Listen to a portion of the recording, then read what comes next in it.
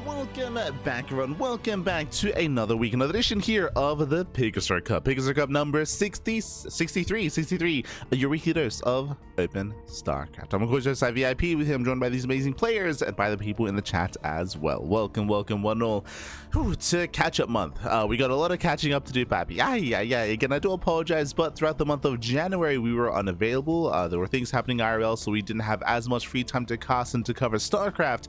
Now we're here to catch up on those tournaments, on the games that did take place. Again, we just finished catching up with Cranky Cup last night, and we are catching up with Thunderfire this weekend. Speaking of things to catch up on, PiGosaur Cup. We missed out on like 4 weeks, like 4, maybe even 5 weeks of PiGosaur Cup. So we got a lot of PiGosaur Cups to catch up on. We of course did live cast PiGosaur Cup 67 this week, but now we have to catch up with 63, 4, 5, and 6. We'll be doing so over the next month. We'll be doing so whenever we have some free time to kind of slide in or slip in a cast. Then we'll be able to catch up with those PiGosaur Cup matches. Likewise, we'll also have to catch up with Home Story Cup. Home Story Cup was over the weekend, and next week we will begin our Home Story Cup 28 coverage. We'll get there as well. We will get there. But bienvenidos, papi, bienvenidos. Bienvenidos, hope you're all doing well. Did notice in the chat someone asking about the event, but yes, this tournament is sponsored by Pig, El Chanchito. Pig does sponsor the event, and Stegosaurus does run, organize, and also helps fund the event as well.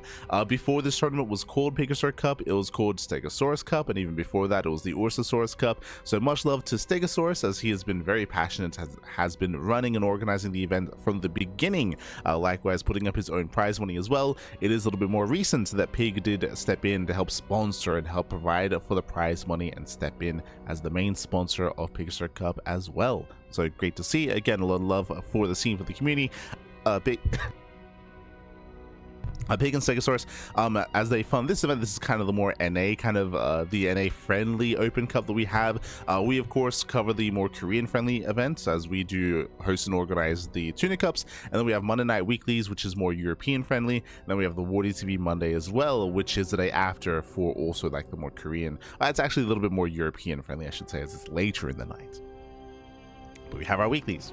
We've been running them for over a year at this point, and now we have our first matchup of the broadcast. Now, bearing in mind, because this is a replay cast, we are limited to the replays we have available to us. But let's head on over here to the bracket. Let's catch up on what has been going on and where exactly we are. From the top, we have a Clem. Clemon. He did take down a Solar in the upper semifinals. Bearing in mind, this is something unique about this Open Cup, is that the semifinals are best of 5s, not best of 3s. So Clem, he took down Shameless 2-0, he took down Solar 3-1, and Clem is waiting in the grand finals, and we will eventually get there. We're going to be catching up with the initial quarterfinals match, MaxPax versus Cure. We're going to be following that into Hero, and then following that into Clem in those finals. Let's go.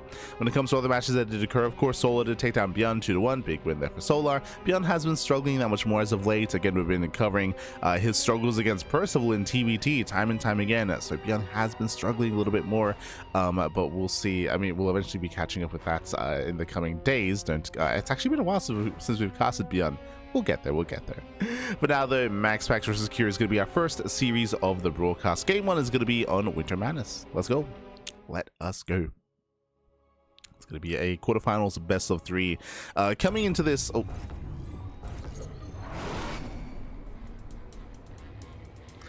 Coming into this, of course, MaxPax is typically one of the more favored players. He has some killer PvT, but likewise, I have to say the same about our Terran player as well. This morning, in the top left-hand corner of Winter Madness, we have the South Korean Terran player. We have the Red Terran representing Team Liquid. It is Cure.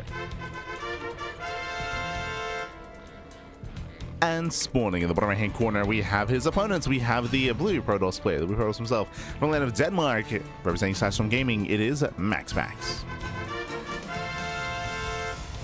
Here we go. We have our PvT, and again, PvT has been kind of being molded and shaped over time over the past couple of weeks. Ever since the new patch did hit, we have seen some more diverse play and players be a little bit more exploratory as well. We have seen a lot of players embrace kind of like the mid to late game, especially in TvP. We have seen a lot of Terran players have a lot of success with that, but that also does rely on the map itself. Welcome to Winter Madness. Winter Madness is one of the larger maps of the map pool, longer rushes and spy ground. I will say that it's a little bit more defendable control, it's easier to get up to 4 bases, and that usually does favor the Terran player being able to get up to that base count. But on the flip side, if the Terran player fails to gain map control, fails to gain momentum, if the Protoss can take over the map, mass expand, then it can be so difficult for the Terran to gain any kind of control of the map, to take a 5th base, to have any kind of map presence either. So we'll see. We'll see how we get there. We'll see how our players do approach. For now, economic opener. Economic start, we have a single gas geyser out of Cure, going for a Rax expand, so economic start out of our Terran. Likewise, MaxPax, being as annoying as possible, does force down a second SCV to delay the CC, just to disrupt, just to get some more efficiency here out of his scout. As there's that CC. Was delayed by a couple of seconds. Ooh, meanwhile, we have the tech lab on top of this. Okay, so the goal here is Cure. He's going for an economic greedy build. He wants MaxPax to try to punish, and we do have a Zealot already on the way. So MaxPax, he's rallying across the map to try to punish and deny the CC. Meanwhile, Cure, the trap has been set. He's going into Concussive Shell Marauders. The goal here, especially with Concussive Shell, this ability does allow the Marauders to slow units that they do hit. So the goal is to catch out, not necessarily the Zealot, to catch out the Adept. The Adept, the gateway unit, the Cybercore base units to follow up here. Ideally, we do want to catch it, shut it down, and punish MaxPax for being overly aggressive. As the Adept is on the way. And we'll see what kind of pickups Cure can find. Behind this, going for a 3 Rax follow-up. Okay, yo, it's 2020 all over again. Let's go. It's been too long. Marauders revealed. So now MaxPax is aware. Zealot does delay the CC. So nice delay here as the Zealot is going to be focused down. One more shot. Ooh, kills the SCV. And the Adept even shades away. Just barely. Whew, just barely shades away. So nice pickups here by MaxPax. He delays the command center twice now. So a big delay here on the CC. But he fails to scout the follow-up. We'll get there. Marauders, they do move out, trying to catch out set Adepts. Commits to the shade. And kills another SCV. Gets one more. Still a delay. So we have a bit of a give and take here. I mean, we are losing Adepts, true. So that's going to be 2 Adepts going down and a Zealot. But again, does delay the command center.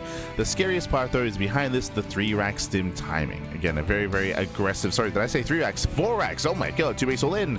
2 base all in. Out of Curie is going to double down. A heavy Pyro Army stim. Combat shields. This will hit like a truck.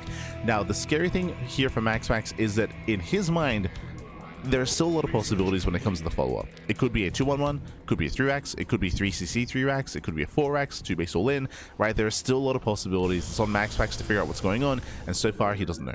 MaxPax is in the dark. Marauders a poke out with his shield battery. Ooh, and Curie's going to be punished. Yeah, Curie, he'll lose a Marauder. Massive pickup. Yeah, it's Curie, he's going to lose everything. He's going to lose all 3 Marauders. This is actually pretty huge. 3 Marauders, that would have been the backbone of the army. That is a hefty loss for Cure already. Ay. Very rough start.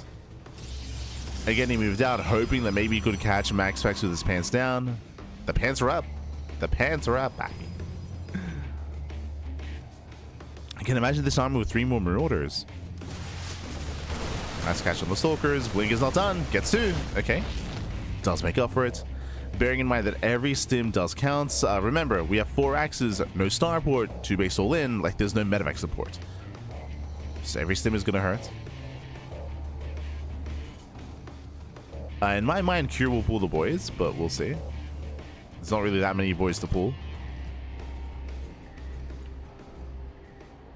Prison moves out to harass, does spot a Marine, does spot a move out. We can see MaxPax intercept. This time, Blink is ready. And MaxPax is going for the Bay before expanding, but it's still 3-gate. Yeah, 3-gate Blink. Relatively safe. He warps in across the map. No defensive warp in. Army does push forward. Does force a cancel. MaxPax still going in. And Curie's all in. Curie, he's all in. SCVs are going to go down. Curie, he's rushing to the natural. Does focus down the shield battery. There's the recall. Yeah, there's the recall back home. Essentially, no force field. Prism does manage to get back home though, and there's just not enough bio here. He goes for the stim, but the boys are being pulled, and MaxPax holds. And MaxPax does hold. And again, imagine if this had 3 extra Marauders. Like, it doesn't sound like a lot, but that would have added so much more DPS to this. Cure did at least force a recall. Behind this, he's transitioning. We have a factory on the way. We have a starport on the way. This tells us that he's thinking further ahead. He starts +1 attack, but it's still looking very shaky. Very, very shaky. On the one hand, Cure, he was able to deal some damage in trade and delay the third, but can't do much more than that. Oh, Sims in. Can he get the Prism? Oh, the Prism does get away. Prism pulls out. Oh, MaxPax a little bit inattentive there, losing 2 Stalkers. It does lose 2 Stalkers. MaxPax didn't think that Cure would chase. Behind this, that is a second starport. Yeah, double starport. Getting ready for his Vikings. Now, what's surprising me a little bit here is that this is a second starport without a third CC. So initially, the 4X is a 2-base all-in, and it looks like we're setting up for a secondary kind of wave or a secondary all-in here. As this is a massive delay on the third CC. Oh no, Cure, he's expanding. It's just very late. So he is still expanding. Observer does confirm this. MaxPax knows. As MaxPax, he's securing his Colossus. The Colossi, they're building up.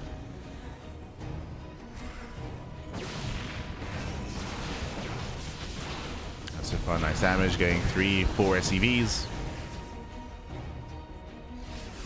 Nice pickoffs.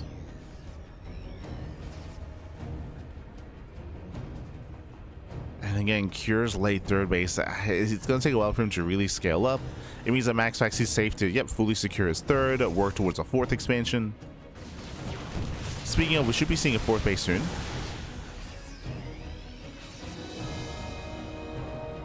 Should be seeing a 4th Nexus.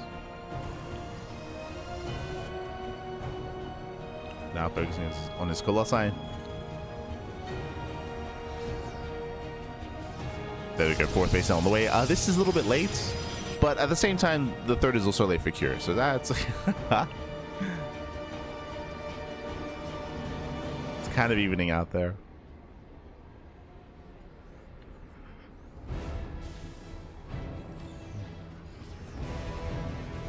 He is fixated on those Vikings. He's making 4 Vikings at a time. Heavy Marauder count.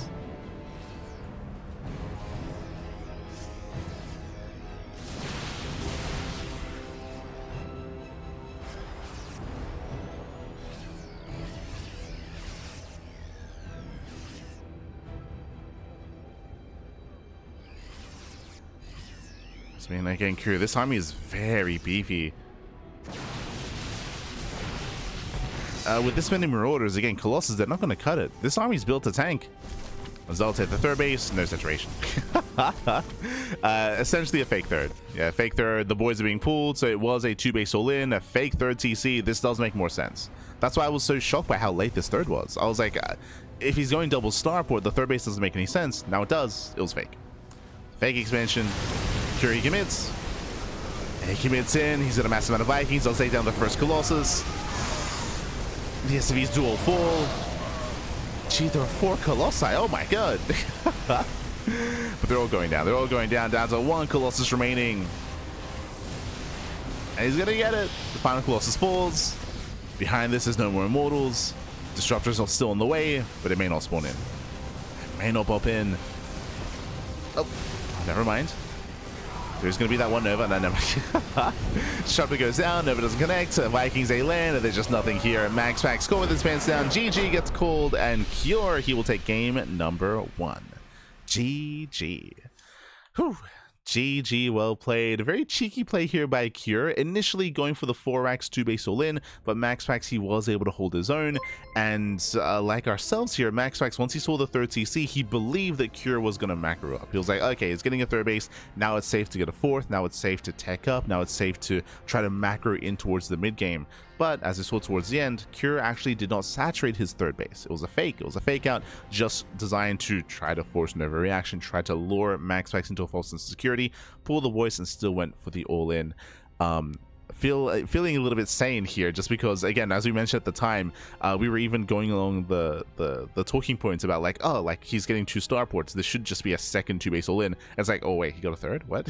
So I was questioning myself, Bobby. I was like, what? This doesn't quite add up. I didn't add up. I mean, GG, well played. Unfortunately, when it comes to that MaxPax, he didn't see the double starport, right? He didn't see the follow-up, didn't see the double starport. He did see the late 3rd, so he had a piece of the puzzle there that should have kind of tipped him off a little bit as to what was going on, because that 3rd CC was so delayed. But he wasn't able to confirm, he wasn't able to check further, didn't get into the bases. With that, Cure takes a lead, and now we're going to be loading into game number 2. Going to be loading into Tourmaline. Let's go. Meanwhile, a big shout out to Quinton. Quinton, student in the chat. Thank you so much. Thank you so much for subscribing for 14 months, Bobby. Thank you. Do appreciate it. Do appreciate the support. Hope you enjoy the content, enjoy the casting, enjoy the StarCraft. Thank you, Bobby. Thank you. Do appreciate it. As we're getting into game number 2 and spawning in the bottom left-hand corner of Tourmaline, we have the red Terran player. We have the South Korean Terran representing Team Liquid. It is Cure. Esta es la grasa. Bienvenidos. And spawning in the top right-hand corner, we have the Danish Protoss player. We have the blue Protoss representing Sassom Gaming. It is MaxPax.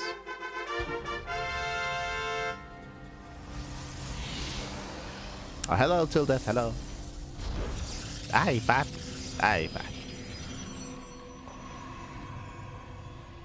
Favorite bunny caster has arrived. Ah, no. And the bunnies are doing okay. They're doing okay. Doing good. Still recovering. Oh. As coming into game 2, we do have Cure going for a double gas opener. Double gas instead of what we had previously. Last game was a more economic start. Here, double gas, what does that mean? That means a faster factory. Faster factory means a delayed CC out of Cure. Going for a more tech-heavy start. With this can lead into committed Reaper Hellion. This can lead into early Cyclones. This can lead into early 1-1-1 faster starports. Technically, this could become a 1-base all-in, but Cure isn't really one to delve into 1-base all-ins. But technically, he's on the table.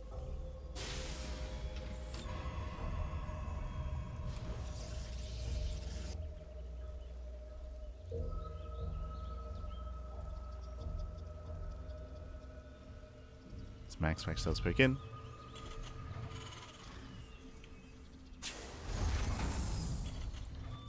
He did get eyes in the factory, he knows. So MaxPax, he's aware of the more tech-heavy start.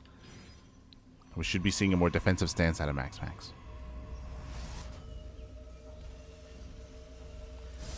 As we get into this, welcome to Tourmaline. Tourmaline is one of the smaller maps in the map pool. Smaller map, aggression is heavily favored here. Coming into this map very quickly, we do have a massive entrance into the natural. We have a massive entrance into the 3rd base as well, and we also have a massive entrance into the 4th. Basically, the entrances are very, very wide, very accessible, and we have seen many a player struggle to be defensive on this map. So typically, it's kind of a battle of who's going to be aggressive, who's going to gain map control. Typically. Again, rush distance background is very short, so even if we get into the mid game, move outs and attacks can hit very, very quickly. Now, though, we are investing into Reaper Hellion.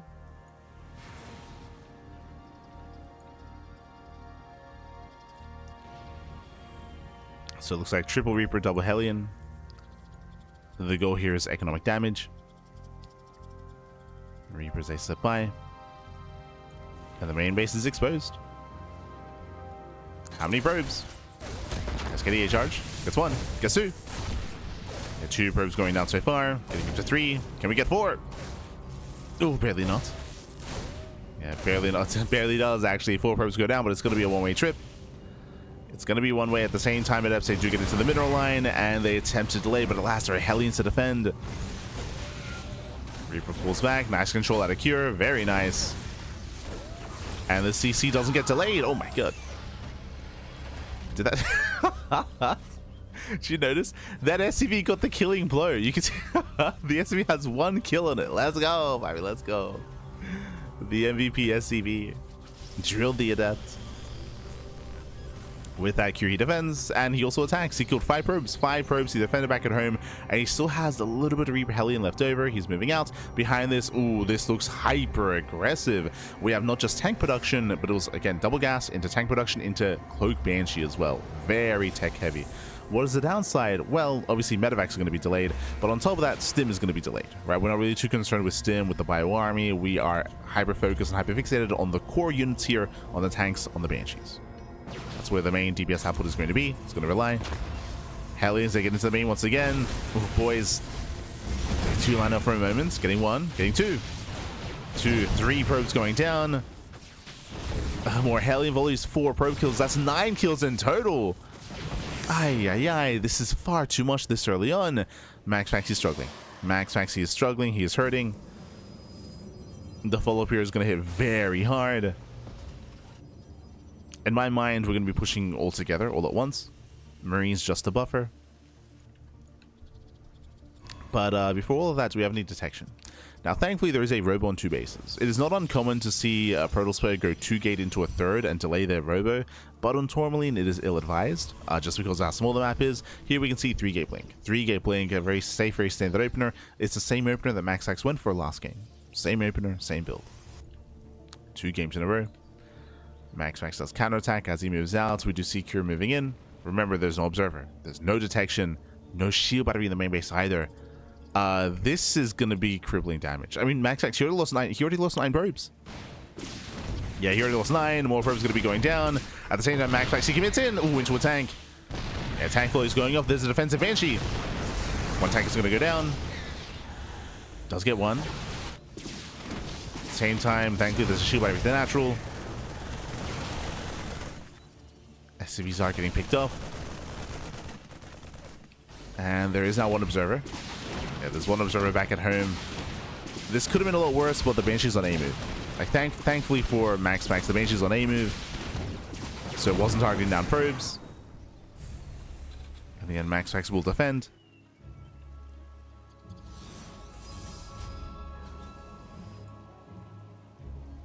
There's another Banshee soon to arrive.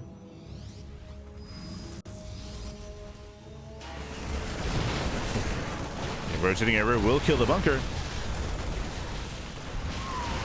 Bunker goes down, a late repair.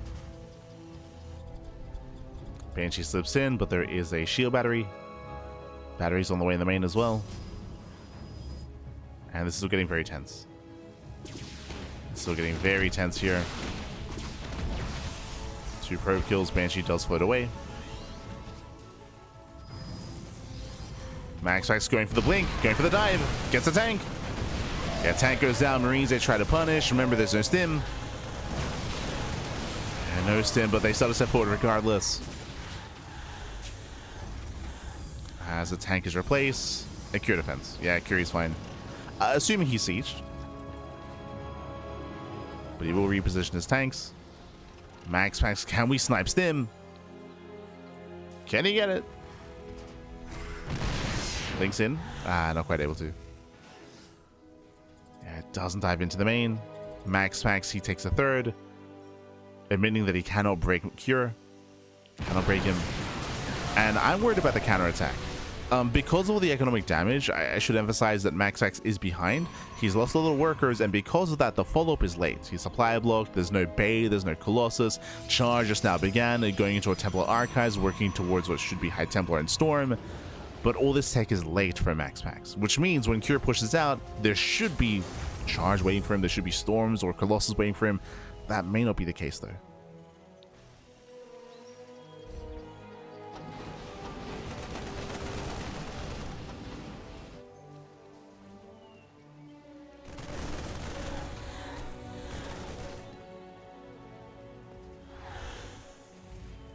Cure collapsing in from behind. So it looks like Charge will finish. It will finish in time for the fight. And Cure, he commits. So moving out behind this, he is getting a 3rd CC. His 3rd base has been landed. Prism does backstab. Cure's in position. Cure, he's ready back at home.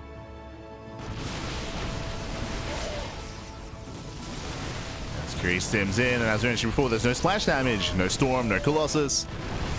Tanks do siege.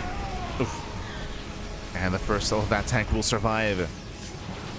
And tank does survive. We can just stim on forward. There's not many Warpins remaining.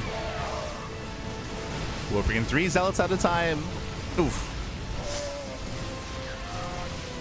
And nice target firing, and he's on it. Cure, he is on it. He has broken MaxPax. GG gets called, and Cure, he will take the series 2-0, advancing on to the semi-finals. GG. Whew.